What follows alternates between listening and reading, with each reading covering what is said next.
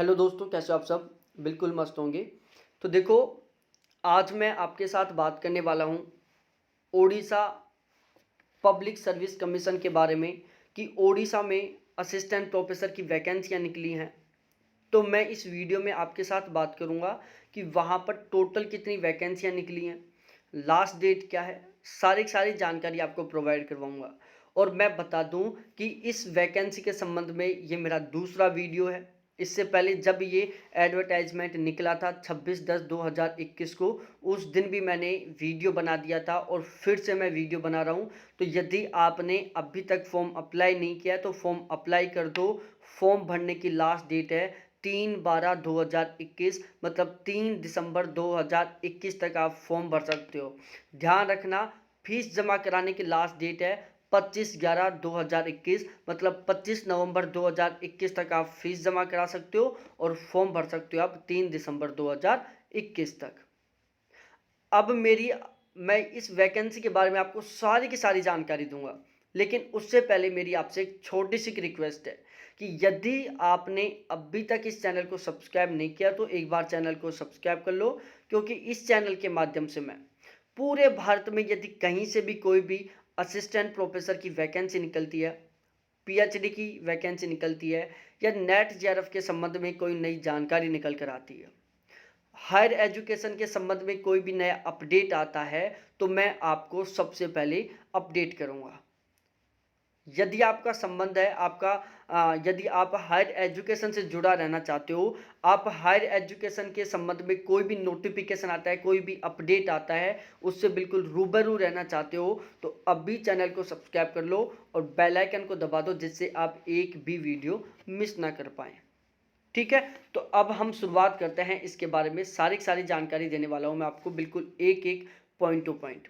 देखो, सबसे पहले सबसे महत्वपूर्ण जानकारी बता दूं, यहाँ पर टोटल 606 पोस्ट है। असिस्टेंट प्रोफेसर की टोटल 606 कितनी है पोस्ट है, तो नंबर ऑफ वैकेंसी कितनी हो गई, 606 हो गई। अब हम बात करते हैं यहाँ पर सब्जेक्ट वाइज। ठीक है, तो आपका जो भी सब्जेक्ट है उसके ऊपर आपको खुद को थोड़ा सा फोकस रखना है, क्योंकि मैं सारे सब्जेक्टों को कैटेगरी वाइज भी डिवाइड किया हुआ है कि कौन सी कैटेगरी में कितनी है। जैसे एथनोग्राफी में टोटल 6 हैं, बोटनी में 48 हैं, केमिस्ट्री में 85 हैं, कॉमर्स में 30 हैं, इकोनॉमी में 40 हैं, एजुकेशन में 20 हैं, इंग्लिश में 40 हैं, इन्वायरमेंटल साइंस में 5 है, ज्योग्राफी में 10 हैं, जियोलॉजी में 8 हैं, हिस्ट्री में 30 हैं, लॉजिक एंड फिलोसॉफी में 10 हैं, मैथमेटिक्स में 63 हैं, ओडिया में 25 हैं, फिजिक्स में 75 हैं, पॉलिटिकल साइंस में 10 हैं, साइकोलॉजी में 14 हैं, सोशियोलॉजी में 12 हैं, लाइफ साइंस में 3 हैं, जूलॉजी में 68 हैं। इस तरीके से टोटल ये 606 वैकेंसी हैं। कितनी है, टोटल 606 हैं, जिनमें से 202 वुमेन के लिए, बाकी की सारी मैन के लिए।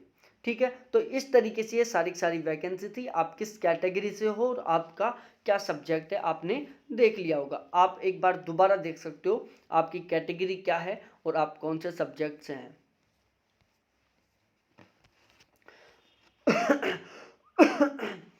अब मैं बात करता हूं आगे इसके ऊपर। देखो, एलिजिबिलिटी एज में चलते हैं। यहां पर जो मैक्सिमम एज है वो है 45। आपकी जो जनरल कैंडिडेट की बता रहा हूं मैं, जनरल कैंडिडेट की मैक्सिमम एज है 45 और मिनिमम एज है 21। और आपकी जो एज है वो काउंट की जाएगी कब से, 3/12/2021 से। ठीक है, यदि आपका जन्म 4/12/2000, देखो ये 3/12/2021 से आपकी एज काउंट की जाएगी, तो यहाँ से आप एज काउंट कर सकते हो। आपकी मिनिमम एज 21 साल होनी चाहिए, मैक्सिमम यदि आप जनरल से हो तो 45 होनी चाहिए। बाकी यदि आप जिस तरीके से रिजर्वेशन मिला हुआ है आपको एज में, उस तरीके से आपको मिलने वाला है। जैसे मैं समझा देता हूँ आपको, upper age limited prescribed above the relaxable by 5 year for candidate belong SC ST SEBC women. यदि आप वुमेन हो, वुमेन सारी काउंट है, जनरल की वुमेन भी काउंट है। आप SEBC में हो, आप SC ST में हो, तो आपको यहाँ पर टोटल 5 साल की और छूट है। यदि आप SC ST SEBC और वुमेन जनरल सारी कैटेगरी की वुमेन की बात हो रही है यहाँ पर। ठीक है, general OBC SC ST SEBC सारी वुमेन। तो यदि आप वुमेन हो, SEBC से हो, ST से हो, SC से हो, तो आपकी मैक्सिमम एज कितनी है? 50 साल है।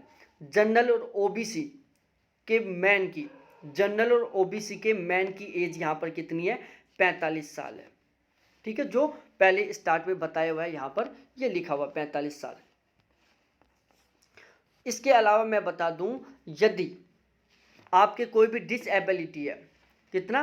50% से अधिक यदि आपके डिसएबिलिटी है तो आपको 10 साल की छूट है। मतलब आप यदि 55 साल के हो तो भी आप फॉर्म अप्लाई कर सकते हो। इसके अलावा यहाँ पर ये और मेंशन किया गया है, तो आप यदि इसमें बिलोंग करते हो, इसमें संबंध रखते हो, तो आप पढ़ सकते हैं।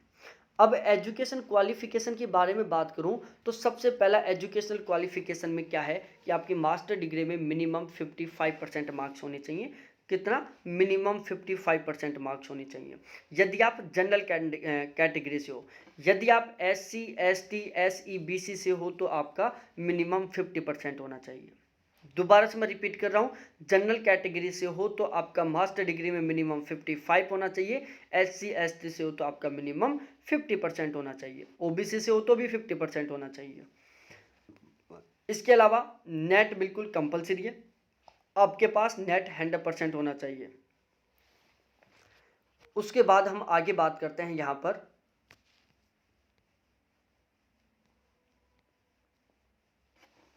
देखो सिलेक्शन प्रोसेस के बारे में बताऊं मैं यहाँ पर कि सिलेक्शन प्रोसेस क्या है। तो यहाँ पर आपका सिलेक्शन प्रोसेस क्या है, इसके अलावा यहाँ पर आपके पास PhD भी होना चाहिए। अब यहाँ पर PhD कंपलसरी नहीं है, लेकिन यहाँ पर देखो जो सिलेक्शन प्रोसीजर है उसमें मैं बता देता हूँ। यहाँ पर जो आपका सिलेक्शन होगा वो इंटरव्यू बेस पर होगा। किस बेस पर होगा? इंटरव्यू के बेस पर होगा। यहाँ पर आपका कोई पेपर नहीं होगा। तो इंटरव्यू बेस पर कैसे होगा मैं लास्ट में बताऊंगा कि आपको किसके कितने मार्क्स मिलेंगे। यहाँ पर ये कुछ अदर एलिजिबिलिटी से संबंधित कंडीशन है जो आप पढ़ सकते हो कि अदर कैंडिडेट है, जो अदर स्टेट के जो कैंडिडेट है वो यहाँ पर जनरल में काउंट होंगे। ये बात आपको स्पेशली ध्यान रखनी है। आप चाहे किसी भी स्टेट से बिलोंग करते हो, आप जनरल में काउंट होंगे यहाँ पर। अब हम बात करते हैं यहाँ पर कि आपका जो इंटरव्यू होगा उसमें किसके कितने मार्क्स मिलेंगे। जो आपका इंटरव्यू होगा उसमें किसके कितने मार्क्स मिलेंगे, तो यहाँ पर सारी चीज़ें मेंशन की गई हैं। ग्रेजुएशन के यदि आपकी 80% प्लस है तो आपको 21 नंबर मिलेंगे, 60% प्लस है तो आपको 19 नंबर मिलेंगे, 55% प्लस है तो आपको 16 मार्क्स मिलेंगे, और 45 से 55 के बीच में तो आपको 10 मार्क्स मिलेंगे।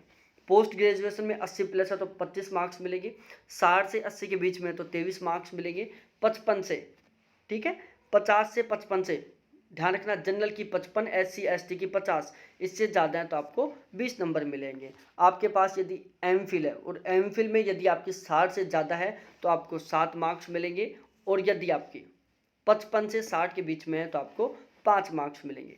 PhD के 25 नंबर हैं, नेट विद JRF आपके 10 नंबर हैं, नेट के 8 नंबर है, सेट या स्लेट के 5 नंबर हैं। इसके अलावा यदि आपने कोई भी रिसर्च पेपर लिखा है तो आपको पर रिसर्च 2 मार्क्स मिलेंगे, मैक्सिमम 6 मार्क्स मिलेंगे। और टीचिंग पोस्ट डॉक्टरल एक्सपीरियंस, यदि आपका टीचिंग का एक्सपीरियंस है तो आपको 1 साल के 2 मार्क्स मिलेंगे। और अवार्ड आपके पास कोई भी है तो उसके आपको 3 नंबर मिलेंगे। स्टेट लेवल कोई भी अवार्ड है तो आपको 2 नंबर मिलेंगे। इंटरनेशनल नेशनल लेवल का अवार्ड 3 नंबर, स्टेट लेवल के अवार्ड के 2 नंबर मिलेंगे। इस तरीके से ये आपको कुछ मार्क्स मिलने वाले हैं जिनको यहाँ पर भी मेंशन किया गया है। MPhil PhD के मैक्सिमम 25 मार्क्स मिलेंगे। ध्यान रखना, MPhil और PhD दोनों को मिलाकर maximum 25 mark, net JRF set तीनों को मिलाकर मैक्सिमम 10 मार्क, अवार्ड को तीनों को स्टेट लेवल इंटरनेशनल लेवल तीनों अवार्डों को मिलाकर मैक्सिमम 3 मार्क, और इसके अलावा academic score 84, research publication 6, teaching experience 10, total इस तरीके से हो रहे हैं 100। तो ये है आपका इंटरव्यू का प्रोसीजर। इस हिसाब से आपको क्या मिलेगा, इंटरव्यू में मार्क्स दिए जाएंगे। आपकी जो भी परफॉर्मेंस रहेगी, आपकी जैसी परफॉर्मेंस रहेगी उसके बेस पर आपको मार्क्स मिलेंगे। साथ में ये एकेडमिक स्कोर भी जोड़ा जाएगा आपको, ठीक है। तो ये था सारा का सारा इसका प्रोसीजर। तो यदि आप यहाँ एलिजिबल हो तो आप जरूर फॉर्म अप्लाई करें, और बहुत बहुत बेस्ट ऑफ लक, जिससे कि आपका इंटरव्यू बहुत अच्छा जाए यहाँ पर। और ये परमानेंट वैकेंसी है, बिल्कुल गवर्नमेंट जॉब है, आपको बिल्कुल भी डरने की बात नहीं है, कोई गेस्ट फैकल्टी बेस पर नहीं है, बिल्कुल परमानेंट गवर्नमेंट जॉब है ये, ठीक है, तो बहुत बहुत धन्यवाद मेरे प्यारे सभी साथियों देखने के लिए। और किसी अदर स्टेट से निकलती है उससे आप अपडेट रहना चाहते हो तो अभी एक बार चैनल को सब्सक्राइब कर दो और आपके जितने भी दोस्त हैं उन सभी के साथ शेयर कर दो। ठीक है, बाय।